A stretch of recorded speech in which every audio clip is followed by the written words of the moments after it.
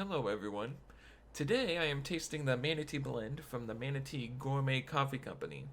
Fresh off the heels of my Grounds and Hounds purchase, pun intended, Facebook began inundating me with advertisements for all kinds of do-good coffees, and while I know very little about manatees, I know they're cute little buggers, so why not try some of this out?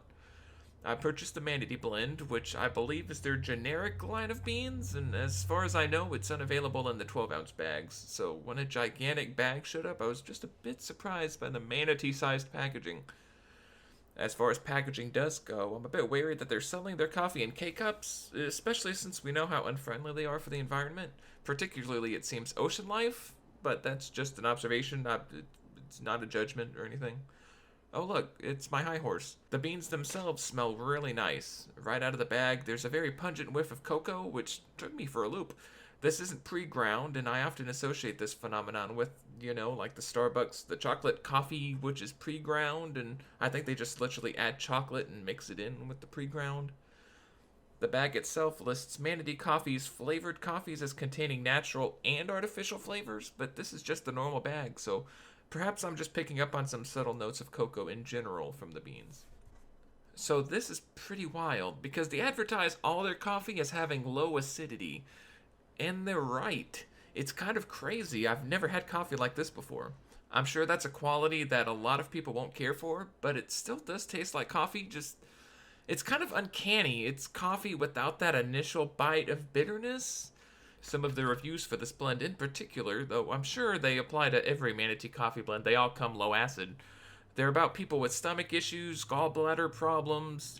People, they love this because they can't go to acidic coffee. So it's neat that coffee like this exists for people who might not like or can't even drink your general coffee brew. Beyond the perks of being low acid, though, after a generic coffee taste, there isn't much else to this brew. It's listed as medium, but I might say it's a light brew. Without the acidity, the coffee itself is very. It's not watery, but light bodied nonetheless. The website said that this brew was legit inspired by manatees, so perhaps that was intentional or something. So, like water coffee? I do like the bag itself, though. It gives you some manatee facts while you wait for your coffee to brew. It even gives some tips for people boating in coastal waterways, which isn't me at all, but they're there.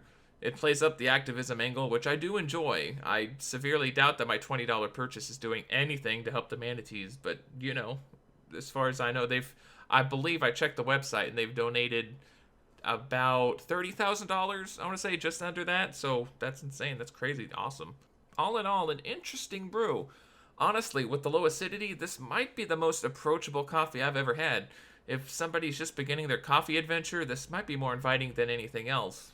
So as far as regular coffee drinkers, the brand as a whole may not be for you, but it was interesting nonetheless.